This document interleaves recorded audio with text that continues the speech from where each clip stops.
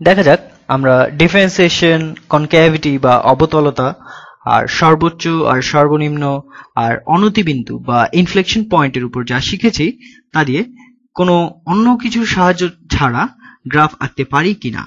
তাহলে ধরা যাক আমাদের ফাংশন ধরি f of x সমান হচ্ছে 3x পাওয়ার 4 বিয়োগ 4x পাওয়ার 3 যোগ 2। আর অবশ্যই তুমি সবসময় কিছু বিন্দুর মান বের করে গ্রাফটা আঁকতে পারবে, কিন্তু আমরা এখানে আমাদের কাছে কিছু মজার যে বিন্দুগুলি আছে সেগুলো ব্যবহার করতে চাই। আর তারপর ফাংশনটার মোটামুটি একটা আকার পাওয়ার জন্য আমরা বিশেষ করে মনোযোগ দিতে চাই ওইসব বিষয়ের প্রতি যেগুলো কিনা আমাদের এই ফাংশন থেকে আমাদের ক্যালকুলাস বা ডেরিভেটিভ টুলকিট ব্যবহার করে পাই। তাহলে প্রথমেই আমরা যেটা করতে পারি সেটা হচ্ছে ক্রিটিক্যাল বিন্দুগুলো বের করা। আমরা বের করতে পারি, আমি এখানে লিখি ক্রিটিক্যাল বিন্দু। আর ক্রিটিক্যাল বিন্দু বলতে কি বোঝায় সেটা মনে করিয়ে দেওয়ার জন্য আমি বলি, এটা হচ্ছে সেই বিন্দুগুলো যেখানে f of x এর ডেরিভেটিভ বা ঢাল সমান হচ্ছে 0। তাহলে ক্রিটিক্যাল বিন্দুগুলি হচ্ছে যেখানে f prime of x হচ্ছে 0 বা অসংজ্ঞায়িত। এই ফাংশনটা দেখে মনে হয় এটাকে সবভাবেই ডিফারেন্সিয়েশন করা যাবে। তাহলে আমরা যে ক্রিটিক্যাল বিন্দুগুলো নিয়ে চিন্তা করছিলাম সেগুলো মনে হয় আসলে আমি বলতে পারি যে তারা হচ্ছে সেই বিন্দুগুলো যেখানে f prime of x সমান হচ্ছে 0। এই derivative f prime of x সমান আসলে হবে পুরো ডোমেইনের জন্যই নির্ণেয়। তাহলে এখনই ডেরিভেটিভটা লিখে ফেলি। তাহলে এটা ডেরিভেটিভ হবে f prime of x, এটা হচ্ছে মোটামুটি সোজাই 3 গুণ 4 হবে 12, x পাওয়ার 4 থেকে 1 কমে হবে 3। তুমি শুধু পাওয়ারটা গুণ করবে আর তারপর পাওয়ারটা 1 কমে যাবে। এরপর বিয়োগ 3 গুণ 4 হলো 12, x পাওয়ার হবে 2, আর তারপর 2 এর ডেরিভেটিভ হবে, তুমি জানো যে ধ্রুবকের ঢাল হচ্ছে 0, তো এটা পরিবর্তিত হচ্ছে না, ধ্রুবকের সংজ্ঞা অনুসারেই এটা পরিবর্তন হচ্ছে না। তাহলে এটা হচ্ছে f prime of x। তাহলে এখন আমরা ক্রিটিক্যাল বিন্দুগুলো বের করি। ক্রিটিক্যাল বিন্দুগুলো হচ্ছে যেখানে এটা সমান 0 অথবা অসংজ্ঞায়িত। এখন আমি বাস্তব সংখ্যার পুরো ডোমেইন দেখতে পারি যে এটা মোটামুটি পুরো ডোমেইনই নির্ণেয়।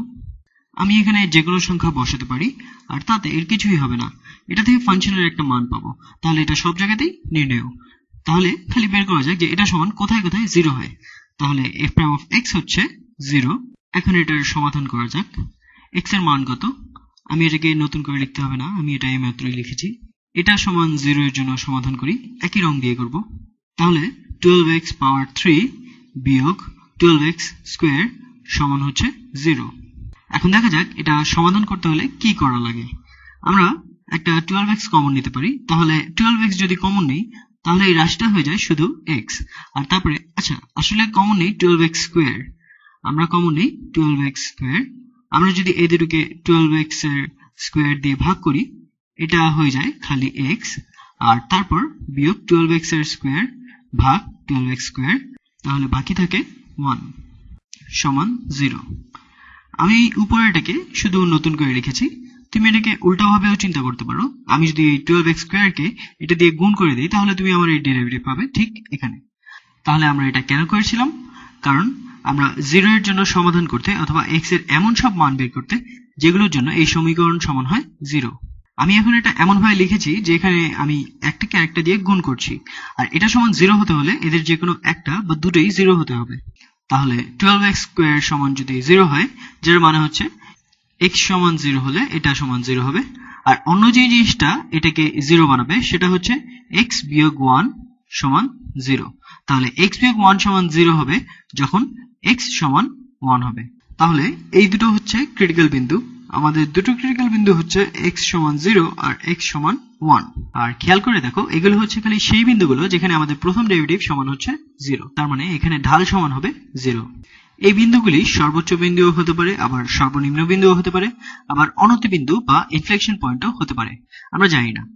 তারা হতে পারে, বুঝতেই পারছো যে তারা যে কোনো কিছু হতে পারে, তাই আমরা তাদের সম্পর্কে নিশ্চিত করে কিছু বলতে পারছি না, কিন্তু তারা হচ্ছে আমাদের মনোযোগের বিন্দু।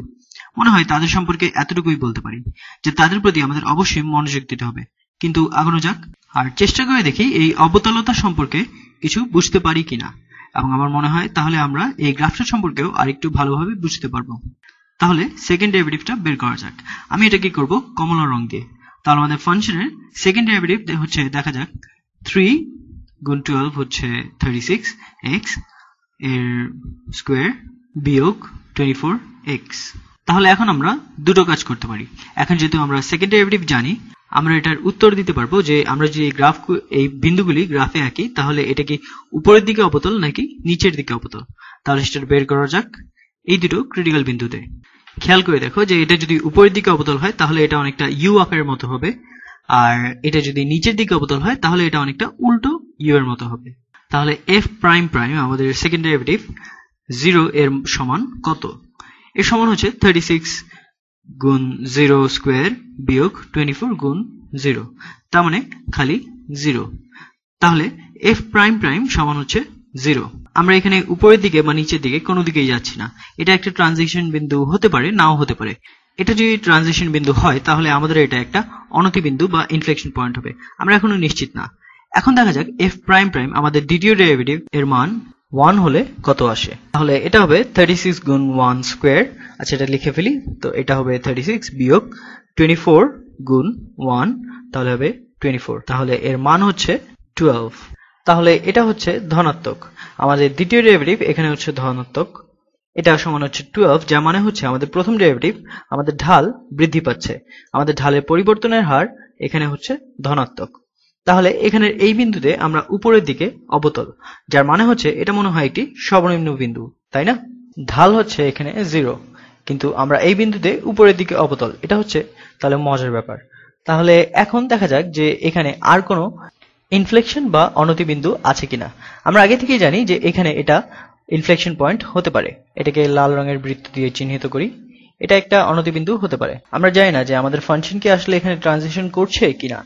আমাদের আরেকটু বিশ্লেষণ করতে হবে এটার উপর, দেখার জন্য যে আসলে এটা কি। কিন্তু দেখা যাক যে আর কোনো অনতি বিন্দু আছে কিনা, অথবা আর কোনো বিন্দুতে কি অনতি বিন্দু হতে পারে কিনা। তাহলে দেখা যাক এটা কি আর কোনো জায়গায় 0 হয় কিনা। তাহলে 36x স্কোয়ার বিয়োগ 24x সমান হচ্ছে 0। এটাকে x এর জন্য সমাধান করা যাক। এখান থেকে কমন নেওয়া যায়, আসলে কমন নেওয়া যায় 12x। 12x গুণ 3x, ঠিক 3x গুণ 12x হচ্ছে 36x স্কোয়ার বিয়োগ 2 সমান হচ্ছে 0। তাহলে x সমান 0 তে এটা সমান 0, এবং তাহলে দ্বিতীয় ডেরিভেটিভ সমান হচ্ছে ওখানে 0। আর আমরা আগে থেকেই এটা জানি, কারণ আমরা এটা আগে পরীক্ষা করে দেখেছি। অথবা এই জিনিসটা, এটা যদি হয় 0, তাহলে পুরো দ্বিতীয় ডেরিভেটিভটাই সমান হবে 0। তাহলে এটা লেখা যাক 3x বিয়োগ 2 সমান হচ্ছে 0, 3x সমান হচ্ছে 2, উভয় পাশে 2 যোগ করছি। তাহলে x সমান হচ্ছে 2/3। তাহলে এটা হচ্ছে আরেকটা বিন্দু যেটা আমরা আগে পাইনি, যেটা কিনা একটি অনতি বিন্দু হতে পারে। যে কারণে হতে পারে তা হচ্ছে দ্বিতীয় ডেরিভেটিভ এখানে 0। তুমি যদি এখানে 2/3 বসাও তাহলে এখানে 0 পাবে। তাহলে আমাদের যা করতে হবে তা হচ্ছে দেখা যে এখানে দ্বিতীয় ডেরিভেটিভটা কি ধনাত্মক নাকি ঋণাত্মক, এই 2/3 এর দুই পাশে। আমরা আগেই কিছুটা বুঝতে পারছি, মানে আমরা কিছু সংখ্যা দিয়ে করে দেখতে পারি। আমরা জানি যে, বুঝতেই পারছো যে আমরা যদি বলি যে x হচ্ছে 2/3 এর বড়, একটু নিচে নামি যেন কিছু জায়গা পাওয়া যায়। তাহলে দেখা যাক x যদি 2/3 এর থেকে বড় হয় তাহলে কি হয়, f প্রাইম প্রাইম সমান কত। তাহলে আমরা একটি মান নেই যেটা অনেক কাছে, শুধু বোঝার জন্য যে কি হতে পারে। তাহলে নতুন করে লিখি f prime prime of x সমান হচ্ছে, আমি এটাকে এভাবে লিখি, মানে আমি ওভাবেও লিখতে পারতাম কিন্তু এটা নিয়ে কাজ করা সহজ। এটা সমান হচ্ছে 12x গুণ 3x বিয়োগ 2। তাহলে x যদি 2/3 এর থেকে বড় হয়, এখানে এই রাশিটা এটা হবে ধনাত্মক।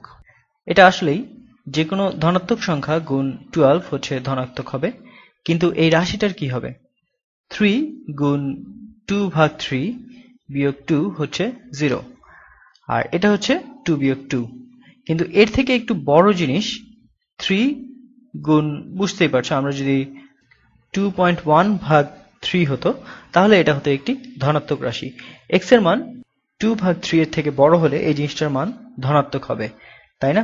তাহলে তার মানে হচ্ছে যে যখন x 2/3 এর থেকে বড় হবে তখন দ্বিতীয় ডেরিভেটিভ ও হচ্ছে ধনাত্মক, এটা হচ্ছে 0 থেকে বড়। তাহলে আমাদের ডোমেইনে যতক্ষণ পর্যন্ত x এর মান 2/3 এর থেকে বড় আমরা উপরের দিকে অবতল। আর আমরা এখানে এটা দেখছি x সমান 1, কিন্তু x এর মান 2/3 এর কম হলে কি হবে? তাহলে যখন x এর মান 2/3 এর থেকে কম, লিখে ফেলি একটু নিচে নামি, যখন x এর মান 2/3 এর থেকে কম, f prime prime of x, তার মানে দ্বিতীয় ডেরিভেটিভ 12x গুণ 3x বিয়োগ 2। এখন আমরা যদি আসলেই অনেক বামে যাই, আমরা এখানে একটা ঋণাত্মক সংখ্যা পাবো। কিন্তু আমরা যদি 2/3 এর থেকে অল্প একটু নিচে নামি, যখন আমরা ধনাত্মক ডোমেইনে আছি, তাহলে বুঝতে পারছো যে যদি এটা 1.9/3 হয়, যেটা হচ্ছে দশমিক আর ভগ্নাংশের মিশ্রণ, অথবা 1/3, তারপরেও এটা ধনাত্মক হবে। 2/3 এর ঠিক নিচে এটা তারপরেও ধনাত্মক হবে, কারণ আমরা 12 কে একটি ধনাত্মক সংখ্যা দিয়ে গুণ করছি। কিন্তু এখানে কি হবে? 2/3 তে আমরা পুরোপুরি 0 পাই, কিন্তু 2/3 এর থেকে যদি তুমি একটুও কম নাও, তাহলে যেমন ধরো 3 গুণ 1/3, তাহলে এটা হচ্ছে শুধু 1, 1 বিয়োগ 2 তুমি ঋণাত্মক সংখ্যা পাবে। তাহলে যখন x এর মান 2/3 এর থেকে ছোট হবে, এখানে হবে এটা হবে ঋণাত্মক। তাহলে দ্বিতীয় ডেরিভেটিভ ঠিক একটু বামে, যখন তুমি 2/3 থেকে একটু কমে নিচ্ছ, তখন x এর দ্বিতীয় ডেরিভেটিভ হচ্ছে 0 থেকে ছোট। এখন আমাদের এই যে পরিবর্তনটা আছে, এই ব্যাপারটা যে যখন x 2/3 থেকে ছোট হয়, তখন আমাদের দ্বিতীয় ডেরিভেটিভ হচ্ছে ঋণাত্মক, আর আমাদের x যখন 2/3 এর থেকে বড় হয়, তখন আমাদের ডেরিভেটিভ হচ্ছে ধনাত্মক। এই ব্যাপারটা থেকে আমরা বুঝতে পারি যে আসলেই এখানে একটি অনতি বিন্দু আছে। এই x সমান 2/3, এখানে একটি অনতি বিন্দু আছে আমাদের প্রথম ফাংশনের জন্য। এখন অনতি বিন্দুর জন্য আরেকটা প্রার্থী আছে, এবং এটার পরে আমরা গ্রাফ আঁকার জন্য তৈরি হতে পারবো। তাহলে দেখা যাক x সমান 0 কি অনতি বিন্দু কিনা। আমরা জানি যে x সমান 0 তে দ্বিতীয় ডেরিভেটিভ হচ্ছে 0, কিন্তু দ্বিতীয় ডেরিভেটিভের উপরে আর নিচে কি হয়? তাহলে এখানে আমাদের সেই ছোট পরীক্ষাটি করা যাক। তাহলে x যখন হচ্ছে, আচ্ছা এখানে একটা দাগ দেই যেন এসব কিছু গুলিয়ে না ফেলি। তাহলে যখন x হচ্ছে 0 থেকে বড়, তখন দ্বিতীয় ডেরিভেটিভ সমান কি? মনে করে দেখো যে দ্বিতীয় ডেরিভেটিভ সমান ছিল 12x গুণ 3x বিয়োগ 2। আমি এটাকে এভাবে লেখাটা পছন্দ করি, কারণ তুমি এটাকে অনেকটা দুভাগে ভাগ করেছো, আর তুমি আলাদা আলাদা ভাবে দেখতে পারবে যে এগুলো কি ধনাত্মক না ঋণাত্মক। তাহলে x যদি 0 থেকে বড় হয়, এখানে এটা অবশ্যই ধনাত্মক হবে, আর তারপর এখানে এটা। যখন তুমি x সমান 0 থেকে একটু উপরে উঠবে, তাহলে তোমাকে নিশ্চিত করতে হবে যেন এটা এই সংখ্যার খুব কাছাকাছি থাকে, তাই না? তাহলে এই সংখ্যাটা ধরি 0.1, তাহলে তুমি 0 এর ঠিক উপরে। তাহলে এটা 0 থেকে বড় সব x এর জন্য সত্যি না, আমরা খালি পরীক্ষা করতে যে আসলে কি হচ্ছে। উপরে যাই, তাহলে তা হচ্ছে 0.1, তুমি পাবে হচ্ছে 0.3 বিয়োগ 2, তাহলে এটা হবে একটি ঋণাত্মক সংখ্যা, তাই না? তাহলে x যখন 0 থেকে বড়, তোমার দ্বিতীয় ডেরিভেটিভ হবে 0 থেকে ছোট, তাহলে তুমি নিচের দিকে অবতল পাবে। এটা বোঝাই যায়, কারণ কোনো না কোনো বিন্দুতে আমরা একটা ট্রানজিশন পাবো। মনে করে দেখো আমরা নিচের দিকে অবতল পাচ্ছিলাম 2/3 এ যাওয়ার আগেই, তাই না? তাহলে এটা মিলে যায়। 0 থেকে 2/3 পর্যন্ত আমরা নিচের দিকে অবতল, আর তারপর 2/3 এ আমরা উপরের দিকে অবতল হলাম। তাহলে এখন দেখা যাক যখন x হচ্ছে 0 থেকে অল্প একটু নিচে, ঠিক নিচে, তখন কি হয়? তাহলে আগের মতোই f of x এর দ্বিতীয় ডেরিভেটিভ, তার মানে f prime prime of x সমান হচ্ছে 12x গুণ 3x বিয়োগ 2, ঠিক আছে? এখন x যদি নেগেটিভ 0.1 বা নেগেটিভ 0.0001 এর সমান হয়, যাই হোক না কেন, 12 গুণ একটি ঋণাত্মক সংখ্যা হবে ঋণাত্মক, আর ভিতরে 3 গুণ একটি ঋণাত্মক সংখ্যা, এটাও হবে ঋণাত্মক, এবং তারপর এখান থেকে বিয়োগ 2, তাহলে এই পুরো সংখ্যাটাও হবে ঋণাত্মক। কিন্তু একটি ঋণাত্মক সংখ্যাকে ঋণাত্মক সংখ্যা দিয়ে গুণ করলে আমরা পাই ধনাত্মক সংখ্যা। তাহলে আসলে x যখন 0 থেকে অল্প একটু নিচে, দ্বিতীয় ডেরিভেটিভ হচ্ছে ধনাত্মক। এখন এই সব কিছু একটু বিভ্রান্তি তৈরি করতে পারে, কিন্তু এখন আমাদের সমাধান পাওয়ার কথা। এখানে এক মজার মজার জিনিস হয়েছে। আমরা জানি যে x সমান 1, যখন x সমান 1 হচ্ছে, এটাকে এখানে লিখি। আমরা বের করেছিলাম যে যখন x সমান 1, ঢাল সমান হচ্ছে 0, তাহলে f প্রাইম প্রাইম হচ্ছে, দুঃখিত এটাকে এভাবে লিখি, দুঃখিত আমি প্রথমে এভাবে লিখি। আমরা জানি যে ঢাল বা স্লোপ হচ্ছে এখানে 0, কারণ আমরা এটা বের করেছিলাম যে প্রথম ডেরিভেটিভ হচ্ছে 0, আর এটা হচ্ছে একটা ক্রিটিক্যাল বিন্দু। আর আমরা জানি যে আমরা যেই ফাংশন নিয়ে চিন্তা করছি সেটা এই বিন্দুতে উপরের দিকে অবতল, আর সেটা আমাদের বলে যে এটা সর্বনিম্ন বিন্দু হবে। আর আমাদের আসলে স্থানাঙ্ক বের করা উচিত, যেটা আমরা আসলেই গ্রাফটা আঁকতে পারি। এই ভিডিওর উদ্দেশ্যই হচ্ছে সেটা। তাহলে f(1) সমান কত? f(1) আমাদের আগের ফাংশনে ফেরত গেলে হচ্ছে 3 গুণ 1, 1 এর পাওয়ার 4, মানে হচ্ছে খালি 1, 3 গুণ 1, বিয়োগ 4 গুণ 1 পাওয়ার 3, 1 পাওয়ার 3 হচ্ছে 1, তাহলে আবার আমরা পাচ্ছি 4 যোগ 2, তাহলে হচ্ছে খালি 1। তাহলে f(1) হচ্ছে 1। আর তারপর আমরা জানি যে x সমান যখন 0, আমরা আরো বের করেছিলাম যে ঢাল সমান হচ্ছে 0, কিন্তু আমরা বের করেছিলাম যে এটা হচ্ছে একটি অনতি বিন্দু, তাই না? অবতলতা আগে এবং পরে অন্যরকম হয়ে যায়, তাহলে এটা হচ্ছে একটি অনতি বিন্দু। আর আমরা 0 এর নিচে অবতল, তাহলে যখন হচ্ছে x 0 থেকে ছোট আমরা উপরের দিকে যাই। আর আমাদের দ্বিতীয় ডেরিভেটিভ হচ্ছে ধনাত্মক, যখন x হচ্ছে 0 থেকে বড় আমরা নিচের দিকে যাই, আমরা নিচের দিকে অবতল। আর ঠিক উপরে x এর মান 0 এর উপরে পুরো ডোমেনের জন্য না, 0 এর ঠিক উপরে নিচের দিকে। আর তারপর f(0) এর মান কত আমাদের এটা জানতে হবে, কারণ আমরা এটা গ্রাফে আঁকতে চাই। f(0) দেখো, f(0) এটা তো সহজ, 3 গুণ 0 বিয়োগ 4 গুণ 0 যোগ 2, তাহলে আমাদের হচ্ছে f(0) সমান সমান 2। আর তারপর আমাদের শেষ বিন্দু হচ্ছে x সমান 2/3, এটা অন্য রং দিয়ে করি। আমাদের বিন্দুটা ছিল x সমান 2/3। আমরা বের করেছিলাম যে এটা একটি অনতি বিন্দু। এখানে ঢাল অবশ্যই 0 না, কারণ এটা কোনো ক্রিটিক্যাল বিন্দু না। আর আমরা জানি যে এটা নিচের দিকে যাচ্ছে। আমরা জানি যে যখন x হচ্ছে 2/3 এর চেয়ে কম বা 2/3 এর চেয়ে ঠিক কম, আমরা নিচের দিকে অবতল। আর যখন x হচ্ছে 2/3 এর থেকে বড়, আমরা এটা উপরে দেখেছি, যখন x 2/3 থেকে বড় আমরা উপরের দিকে অবতল। আর দ্বিতীয় ডেরিভেটিভ হচ্ছে ধনাত্মক, আমরা উপরের দিকে ছিলাম। এখন আমরা আসলে বের করতে পারি যে f(2/3) সমান কত। এটা আসলে একটু জটিল, এটা আমাদের আসলে এটা বের করতে হবে না গ্রাফ আঁকার জন্য। আমার মনে হয় ওটা ছাড়াই আমরা এখন যা জানি তা দিয়েই ভালো গ্রাফ আঁকতে পারবো। তাহলে এগুলি হচ্ছে আমাদের দরকার। আমি একটি মোটামুটি গ্রাফ আঁকি, দেখা যাক। আগে অক্ষগুলো আঁকি ঠিক এই রকম। তাহলে আমরা 0, 2 বিন্দুটা গ্রাফে আঁকতে চাই। তাহলে বলা যায় যে বিন্দুটা হচ্ছে 0, 2, তাহলে এটা হচ্ছে x সমান 0, আর তারপর আমরা উপরের দিকে যাই 1, 2, তাহলে এটা হচ্ছে 0, 2 বিন্দুটা। আমার ওই রংটা দিয়ে করা উচিত যে রংটা আমি ব্যবহার করছিলাম, তাহলে এটা হচ্ছে সেই রং, আর এটা হচ্ছে সেই বিন্দুটা। তাহলে আমাদের বিন্দু হচ্ছে x, আমাদের আছে f(1) যেটা হচ্ছে 1, 1 বিন্দুটা, তাই না? তাহলে এখানে এই বিন্দুটা, তাহলে এটা হচ্ছে 1, 1 এই বিন্দুটা, এটা হচ্ছে 0, 2 বিন্দুটা। আর তারপর আমাদের আছে x সমান 2/3 যেটা হচ্ছে আমাদের অনতি বিন্দু। তাহলে x সমান যখন 2/3, আমরা আসলে জানি না f(2/3) সমান ঠিক কত, মনে হয় এখানে কোথাও হবে। ধরে নিই f(2/3) হচ্ছে ঠিক এখানে, তাহলে এটা হচ্ছে সেই বিন্দুটা 2/3, আর তারপর f(2/3) যেখানেই হোক না কেন দেখে মনে হচ্ছে এটা 1 পয়েন্ট কিছু একটা হবে। তুমি চাইলে এটার মান বের করতে পারো, এটা ফাংশনে এটার মান বসালেই হবে। কিন্তু আমরা এখন এই গ্রাফ আঁকার জন্য তৈরি। তাহলে আমরা জানি যে যখন x সমান 1 হয় তাহলে ঢাল সমান হচ্ছে 0, আর ঢাল সমান হচ্ছে 0, তো এটা এখানে সমান হবে। আমরা জানি যে এটা উপরের দিকে উঠবে, তাহলে আমরা কাজ করছি এটা দেখতে হবে অনেকটা এইরকম, এই ব্যবধানে দেখতে এরকম হবে। আমরা উপরের দিকে উঠছি, আমরা জানি যে x সমান 2/3 এর পরে আমরা নিচের দিকে যাই, তাই সেজন্যই আমি u এর মতো আঁকতে পেরেছি।